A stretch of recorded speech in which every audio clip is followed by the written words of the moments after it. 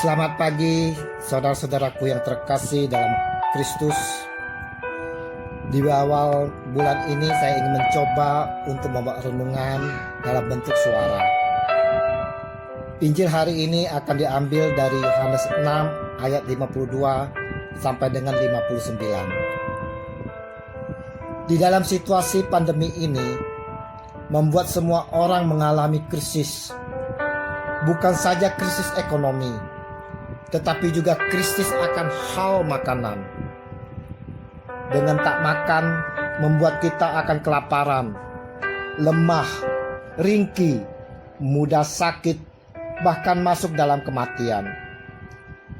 Karena kelaparan, orang bisa menjadi lupa akan ajaran Tuhan, mendorong orang untuk mencuri, untuk mengambil hak orang lain.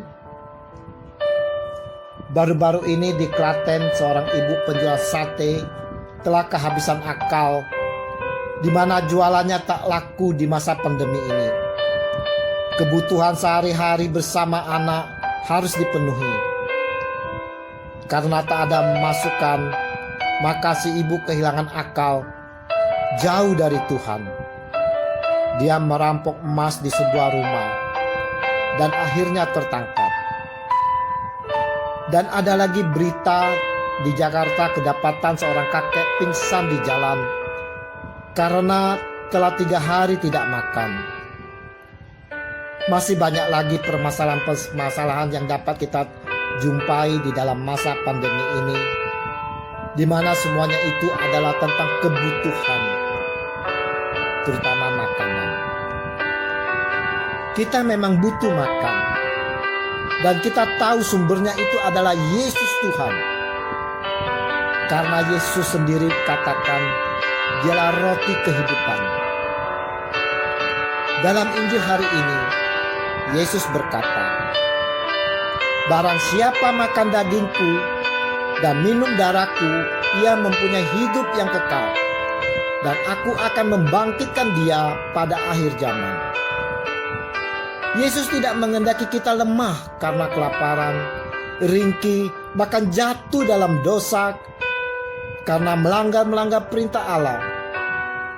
Karena kasih-Nya yang besar kepada kita, agar kita tak kelaparan, jatuh dalam dosa, maka Dia mau menyerahkan dagingnya untuk kita makan, darahnya untuk kita minum. Kita perlu bersyukur atas kasih-Nya ini. Dan ini selalu kita terima dalam Ekaristi sebagai kenangan akan Dia. Yesus sendiri yang memberikan kepada kita Ekaristi sebagai warisannya untuk para muridnya, untuk kita, gereja. Ekaristi adalah sakramen kehidupan. Ekaristi adalah puncak dan sumber seluruh liturgi gereja.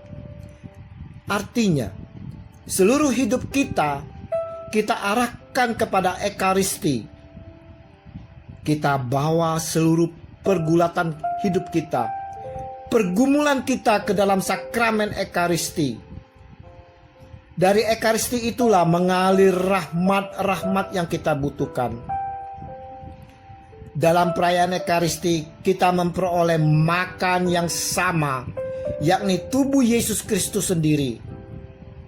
Saat kita menyambut Dia dalam rupa hosti sebagai santapan kita nyatakan dengan iman dan kita sambut Dia dengan kata amin. Berarti kita percaya dan yakin bahwa apapun yang kita rasakan dalam hidup, seluruh perjuangan pergumulan kita, kalau kita serahkan dalam Ekaristi Kudus, kita satukan dalam kurban Kristus, maka kita akan memperoleh suatu daya hidup yang baru. Tubuh Kristus dan darah Kristus yang kita sambut dalam perayaan Ekaristi bukanlah sekedar simbol belaka yang kita kenang, tetapi perayaan atau perjamuan kudus ini sendiri telah ditetapkan oleh Yesus pada perjamuan malam terakhir sebelum Dia dihianati. Karena dalam perjamuan itu Yesus menyampaikan, perbuatlah ini menjadi peringatan akan aku. Lukas 22:19. Maka dengan iman kita percaya bahwa Yesus sungguh hadir dan menyerahkan tubuh dan darahnya untuk kita santap dan minum.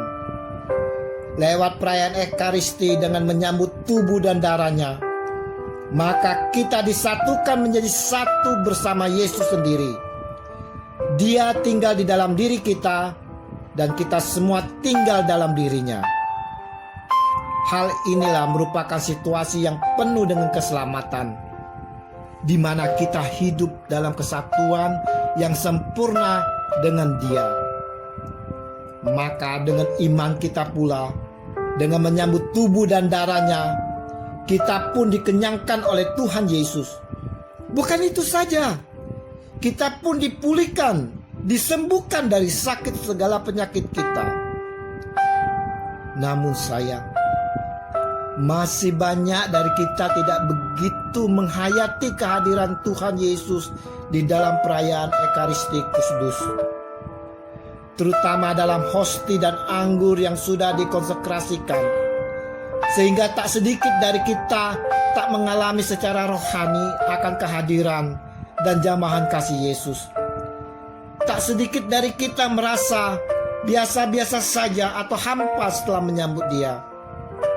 Saat ini kita harus mengimani dengan sungguh-sungguh dan percaya dengan sungguh-sungguh bahwa Yesus sungguh hadir dan kehadirannya sungguh nyata.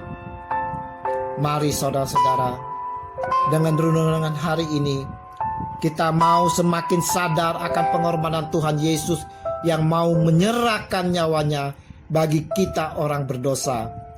Dan Dia sungguh menyerahkan tubuh dan darahnya untuk kita santap dan minum agar kita dapat bersatu dengan Dia. Dengan demikian kita akan memperoleh keselamatan darinya. Kita akan dipulihkan, disembuhkan dari segala penyakit.